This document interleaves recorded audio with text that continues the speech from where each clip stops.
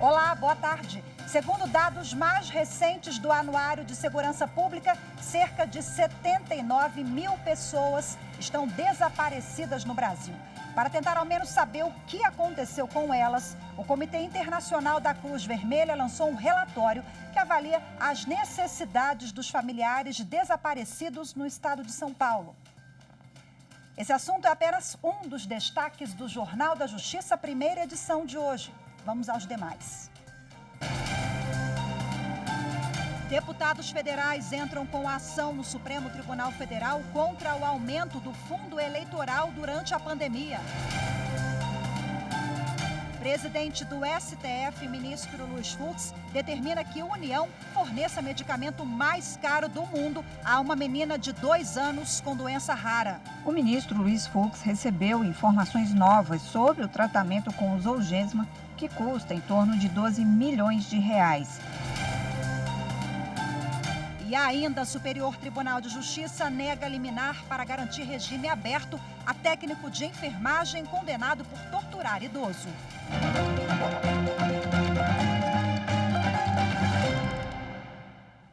Deputados federais entraram com uma ação no Supremo Tribunal Federal contra o aumento do fundo eleitoral durante a pandemia.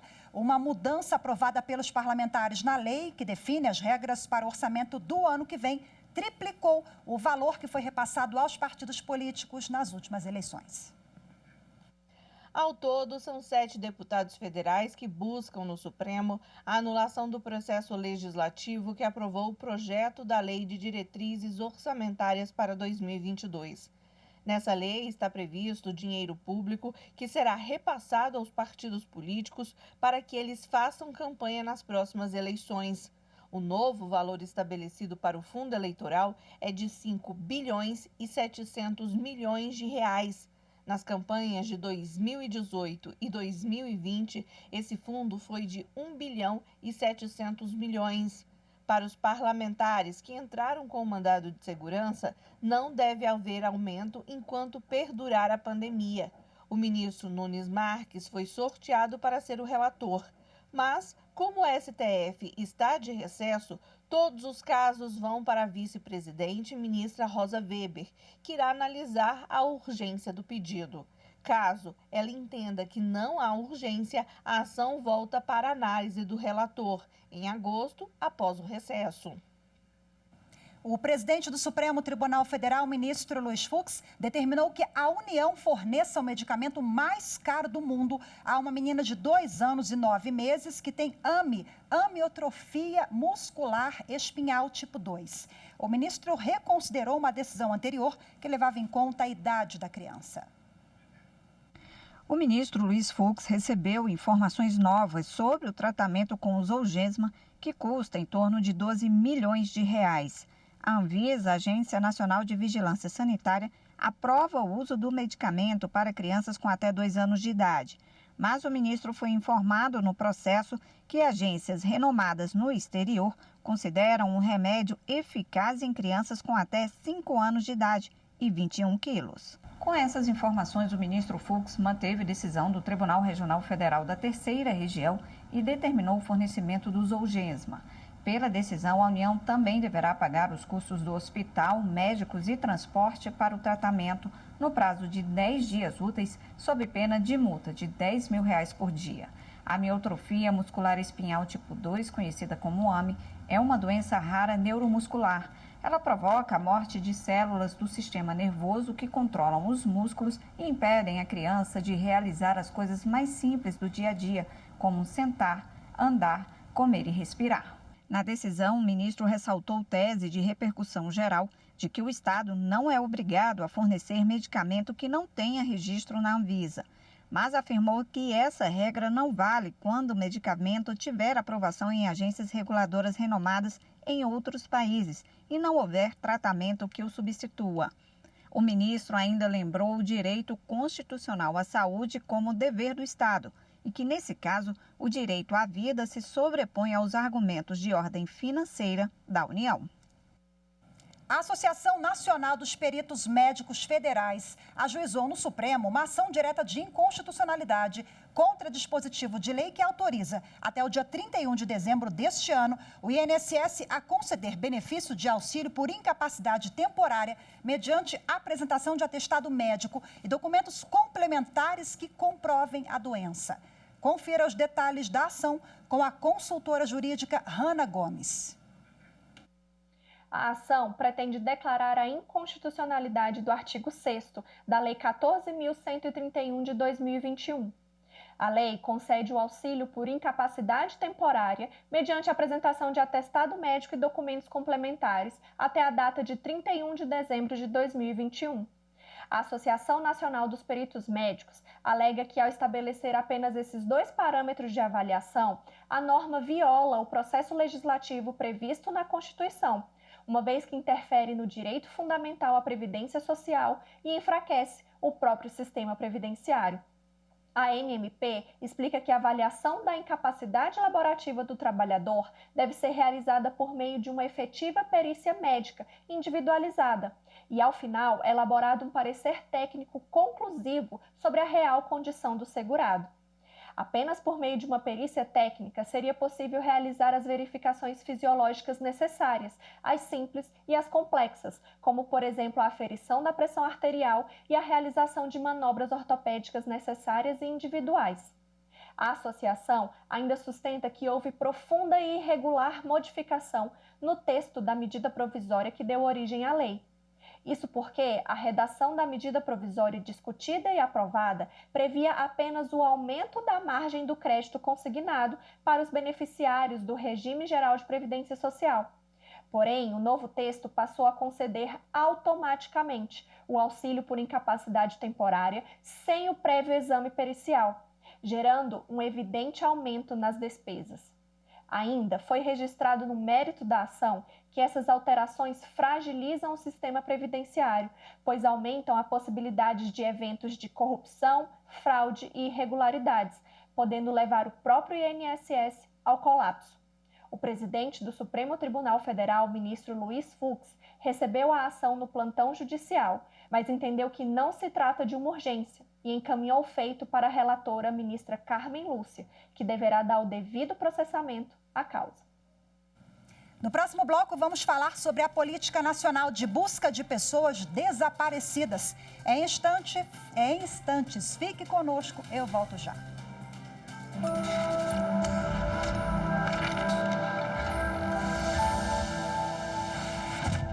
A Constituição Federal do Brasil, definida por Elis Guimarães como a Constituição Cidadã, marca o fim de um longo período ditatorial e a retomada da tão esperada democracia. Ela é conhecida como Constituição Cidadã porque ela legitima direitos civis e direitos políticos que foram tão suprimidos no regime anterior e agora garante que o Estado será responsável pela implementação desses direitos.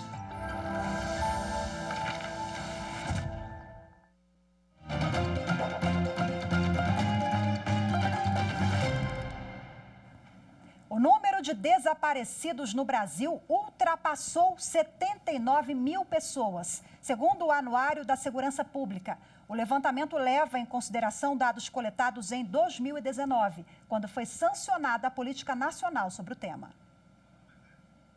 79 mil pessoas que saíram de casa e por algum motivo nunca mais voltaram.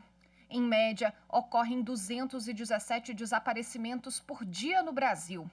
Crianças, adolescentes, adultos e idosos que não se tem notícias de onde e com quem estão. A situação de pessoas desaparecidas ainda recebe pouca atenção do poder público, segundo entidades que trabalham em prol desse tema.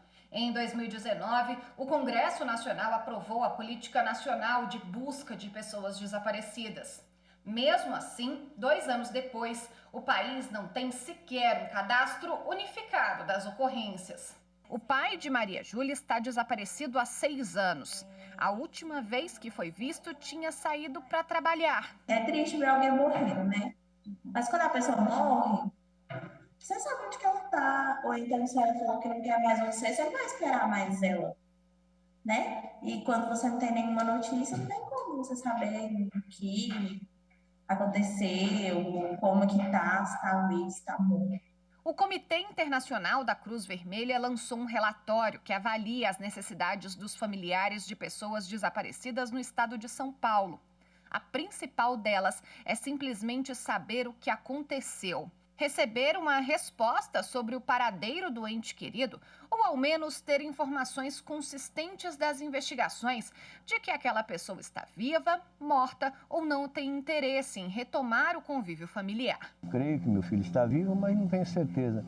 Eu não posso nem rezar para a alma dele, porque eu me sinto culpado. Se eu rezar para a alma dele, eu estou perdendo as esperanças, eu estou jogando a toalha. Por isso que eu acho que todos buscam por uma resposta, porque querem sair desse pesadelo. Viver sem resposta, uma coisa é você saber, a vida da gente, todo mundo, uma hora vai terminar, né? Agora, eu sinto que a vida da minha mãe foi uma vírgula. Eu não sei o que aconteceu. A gente continua sobre esse assunto agora, conversando ao vivo pela internet com a coordenadora do programa Pessoas Desaparecidas e Suas Famílias, do Comitê Internacional da Cruz Vermelha, Larissa Leite. Olá, Larissa, seja muito bem-vinda. Boa tarde para você. Boa tarde, Rafaela. Muito obrigada pelo convite. Larissa, esse tema é bem complexo, né? Porque muitas pessoas desaparecem. O número até me chamou a atenção, em média, 217 pessoas por dia. Esse, me parece que o levantamento, né, é um número muito alto, nem esperava. Mas, enfim, o estudo, o que vocês constataram em relação à dor dessas famílias? São pessoas que param completamente também as suas vidas, né? Em busca de uma resposta, aquela expectativa de não saber, fica no escuro completamente. Então, como é que foi esse trabalho? Divide conosco. Bom, o Comitê Internacional da Cruz Vermelha trabalha em mais de 80 países do mundo com esse tema do desaparecimento de pessoas e tem visto, né, em todos esses lugares como isso impacta todas as áreas da vida de uma família que tem uma pessoa desaparecida.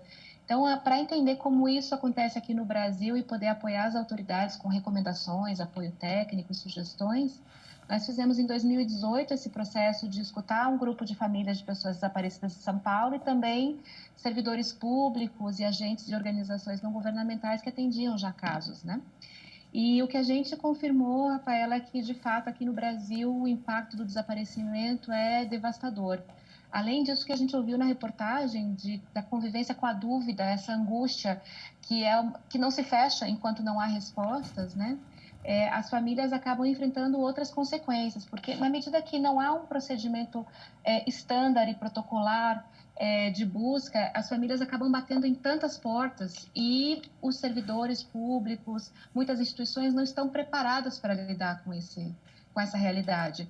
E isso acaba trazendo uma bola de neve que afeta a saúde física, a saúde mental, afeta a parte econômica, porque as famílias dedicadas à busca não trabalham, também investem na busca. Às vezes a pessoa desaparecida contribuía para o sustento da família, né?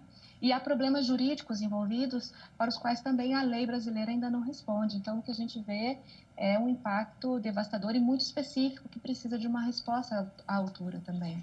E você falou que há esse descompasso, uma falta de informação do poder público, dos servidores, dos órgãos competentes, né? Quais as maiores dificuldades enfrentadas por essa família? Falta apoio, falta política. Nós já temos, né, uma política nacional, mas para dar efetividade a ela, quais são os gargalos?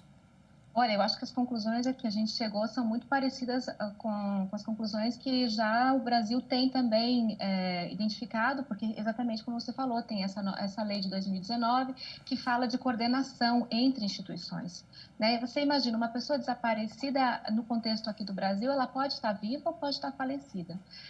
E quantas instituições é que podem ter informações sobre o paradeiro de pessoas? São muitas. E considerando que essas instituições podem ser municipais, estaduais ou nacionais, essa coordenação ela precisa ser muito forte e, de fato, existem essas pontes a serem construídas. Então, é o que a gente chama de um mecanismo de busca, identificação, localização de pessoas que precisa ser aprimorado e esse seria um principal gargalo. E ter uma padronização de procedimentos com pontos focais bem claros para as famílias, para que elas não precisem ficar elas indo nos hospitais, nos IMLs, enfim, em abrigos, em organizações não governamentais, buscando na rua, porque tudo isso poderia ser coordenado por uma única instituição, né? Larissa, qual é o... Por favor, pode concluir. Não, eu ia dizer que esse é um dos gargalos, porque quando a família tiver segurança de que isso está acontecendo, sua angústia vai ser menor, ela não vai correr riscos e não vai precisar investir todo o seu dinheiro, né, nessas buscas autônomas. E qual que é o primeiro passo, né? Eu percebi que a ausência, existe um protocolo ali de 24 horas. Antigamente a gente falava nisso, né? Tantas horas para procurar a delegacia ou as autoridades. Qual é a orientação hoje? Olha, até onde a gente conseguiu identificar aqui no Brasil, essa nunca foi uma regra escrita de esperar 24, 48, 72 horas. Mas há algumas práticas, né, que se reproduzem no dia a dia. O que a gente observa é que existe, sim, essas iniciativas ao nível federal, né, para a implementação da lei. Então, foi recentemente lançado um comitê gestor para o desenvolvimento da política nacional, também um decreto e algumas portarias falando de criação de grupos de trabalho para criar protocolos, né? Então, acho que esse caminho é o caminho correto para dar respostas concretas para as famílias. E no âmbito local isso também é muito importante, né? A lei fala de ter autoridades centrais ao nível dos estados. E dessa maneira a gente identifica que também poderia ser canalizado o esforço para criar centros de atenção multidisciplinar aos familiares, porque todos, além da questão da busca, de ter informações claras de um protocolo padronizado a nível nacional, é importante atender a família enquanto a busca está acontecendo, né? Para que essas consequências todas de saúde, econômicas, relacionadas também ao próprio reconhecimento do problema, isso tudo possa ser atendido. Larissa, o Comitê Internacional da Cruz Vermelha elabora uma série de iniciativas e medidas de apoio aos familiares. Compartilhe conosco um pouquinho quais. Bom, nós, como fazemos em todo o mundo, a gente procura desenvolver metodologias que sejam adequadas ao país, né? E então, a gente está finalizando esse ano um programa piloto de acompanhamento a famílias em que a gente procura fortalecê-las para que elas também desenvolvam mecanismos de autocuidado, porque como a prioridade dessas famílias se torna a busca, já cuidar da sua saúde, cuidar da própria relação familiar, isso já deixa de ser uma prioridade e elas ficam muito sozinhas. Então, fazer um programa de acompanhamento para fortalecer é o que a gente tem feito com atividades de diversas ordens, agora online por causa da pandemia, né? A gente também tem trabalhado com algumas instituições em São Paulo para desenvolver um piloto desse centro de referência multidisciplinar e também uma rede de atenção, por exemplo, as famílias precisam de assistência jurídica, assistência psicológica, assistência médica, mas com um enfoque bem diferente, porque a gente não está falando de luto, como a gente escutou aí nas entrevistas. Né? Então, tentar estabelecer uma rede com profissionais capacitados que possam trocar experiência, se apoiar, é algo também que a gente tem feito, né? E fazendo esse intercâmbio entre o que a gente tem aprendido com as famílias e o que a gente tem aprendido com as autoridades aqui do Brasil e a nossa experiência externa de outros países. Dessa maneira, a gente entende que juntos, né, se pode construir respostas. Com certeza. Larissa Leite, do Comitê Internacional da Cruz Vermelha, parabéns pelo trabalho de vocês. Muito obrigada pela entrevista, viu? Até a próxima. Boa tarde. Muito obrigada. Boa tarde a todos. E você vai ver a seguir: Superior Tribunal de Justiça nega liminar para garantir regime aberto a técnico de enfermagem condenado por torturar idoso. Os detalhes daqui a pouco. Voltamos já.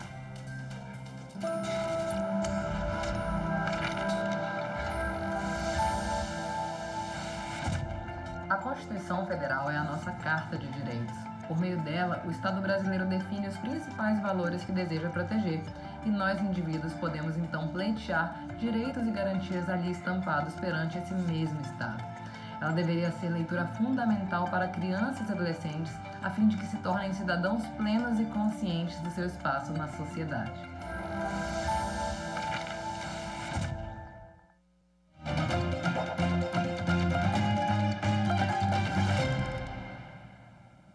Um bancário da Caixa Econômica Federal, punido por ajuizar uma ação trabalhista contra o banco, conseguiu o direito de retornar ao cargo de confiança que ele exercia na empresa. Confira na reportagem de Pablo Lemos.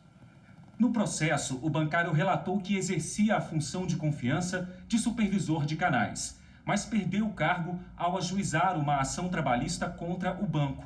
afirmou que sofreu um ato ilícito por não ter sido informado sobre o que motivou a destituição. Em defesa, a Caixa Econômica disse que a perda do cargo decorreu do poder diretivo do empregador. No Tribunal Regional do Trabalho da 18ª Região, em Goiânia, o pedido de reintegração foi aceito. O TRT entendeu, com base no depoimento de várias testemunhas, que o bancário havia sofrido retaliação do banco e determinou o pagamento da gratificação do período em que ele esteve fora da função ilegalmente. Para o Tribunal Regional, apesar dos cargos de confiança serem de livre nomeação e destituição, esses atos não podem ocorrer de maneira autoritária e discriminatória. A Caixa recorreu ao Tribunal Superior do Trabalho. O relator do recurso na segunda turma, ministro José Roberto Pimenta, seguiu o entendimento do TRT, que concluiu pela destituição retaliatória. Segundo o ministro, a situação não se confunde com o poder discricionário relativo à destituição eventual de um empregado do cargo comissionado que ocupa. Para ele, no caso em questão, o objetivo foi de retaliação contra o trabalhador que buscou os direitos junto a esta justiça especializada. E acrescentou que o ato do banco extrapola a licitude do poder diretivo do empregador. Por esse motivo, a segunda turma do TST não admitiu o recurso da Caixa Econômica Federal contra a decisão que a condenou a reintegrar o empregado destituído do cargo de confiança, por ter ajuizado a ação trabalhista anterior contra o banco. Presidente do Superior Tribunal de Justiça, ministro Humberto Martins, nega liminar para garantir regime aberto a técnico de enfermagem condenado por torturar idoso. O presidente do STJ, ministro Humberto Martins, negou o pedido de liminar em habeas corpus para um técnico de enfermagem condenado a 4 anos, 10 meses e 10 dias de reclusão em regime semiaberto por torturar um idoso dentro da clínica onde trabalhava, na cidade de Araras, em São Paulo. A condenação foi baseada na Lei 9.455 de 97, que define os crimes de tortura. Segundo o processo, o réu se ajoelhou sobre o peito e o pescoço de um paciente de 81 anos, deu vários socos no rosto dele e depois o amarrou numa cama. Gravações revelaram que as agressões duraram 10 minutos. No pedido de habeas corpus, a defesa sustentou que o acusado estaria sofrendo constrangimento ilegal porque não haveria nos autos a comprovação de fatos que justifiquem o aumento da pena acima do mínimo legal, nem a imposição do regime semiaberto. Solicitou que a pena seja fixada no mínimo com a mudança para o regime aberto ou que seja concedida a suspensão condicional de seu cumprimento. Mas, para o ministro Humberto Martins, não se verificou flagrante ilegalidade que autorizasse o deferimento da liminar em regime de plantão. O presidente do STJ ressaltou ainda que, conforme precedentes do tribunal, a dosimetria da pena só seria passível de revisão em habeas corpus em hipóteses excepcionais. Ao indeferir o pedido de liminar, o ministro determinou a solicitação de mais informações sobre o caso ao Tribunal de Justiça de São Paulo e a abertura de vista para parecer do Ministério Público Federal. O mérito do habeas corpus será analisado posteriormente sob a relatoria do ministro Antônio Saldanha Palheiro, integrante da 6ª turma do STJ. Servidora pública de Tocantins garante recebimento de função comissionada durante período de estabilidade garantido a gestantes. A decisão considerou o reconhecimento da Justiça de que a licença maternidade é um direito de toda mulher.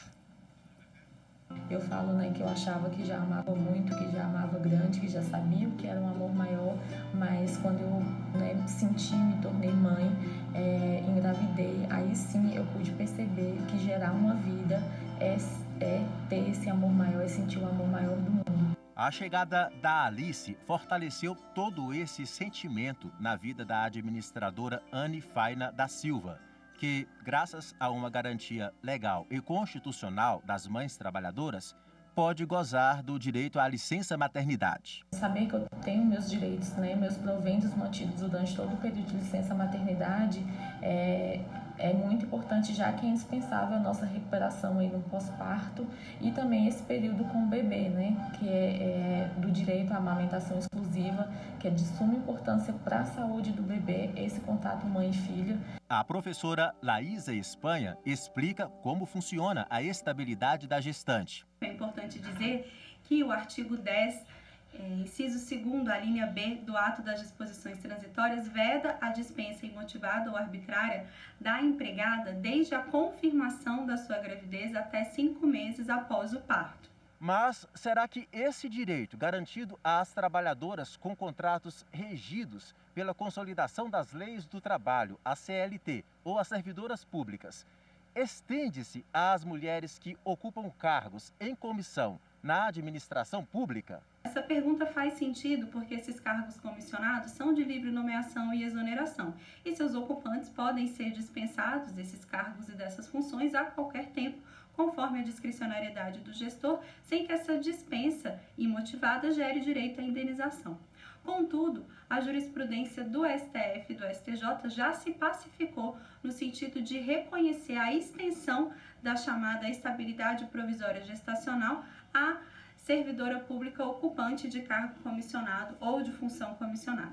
O TRF da Primeira Região levou esse entendimento em consideração ao analisar mandado de segurança impetrado por uma servidora pública municipal no Tocantins. Cedida pela Prefeitura de Palmas para exercer função comissionada em um órgão da Justiça, a servidora requereu o direito de continuar recebendo o valor da FC, porque no momento em que encerrou o prazo de trabalho na Vara Federal, ela estava gestante.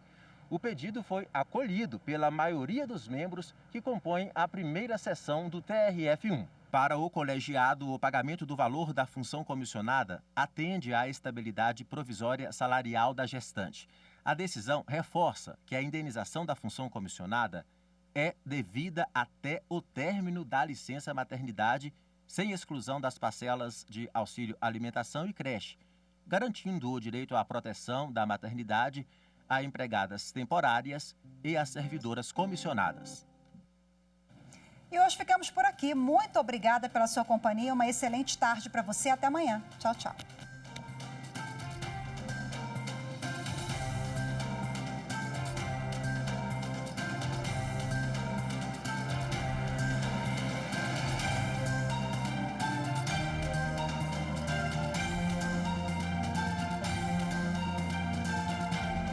Thank you.